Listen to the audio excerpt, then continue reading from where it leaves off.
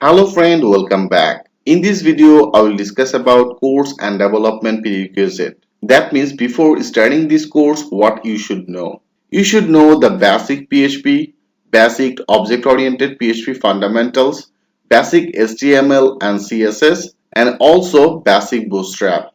I suggest you to pick tutorials based on this concept first to gain a better understanding of Laravel. For the course prerequisite, I will create this project with PHP. So you will need one local host server. For the local host server, you can use XAMPP, WAMP, Vertigo, MAM, whatever you like. But I will be used XAMPP for all over the project. And also for the development references, you will need one text editor or IDE like Sublime Text Editor, Visual Studio Code, NetBeans, PHP Storm, Atoms, etc. All this editor is totally free software. All that you have to do, you have to download this and install it in your system.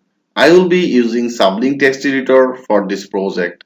That's all you will need for starting this course. If you are ready, then let's get started.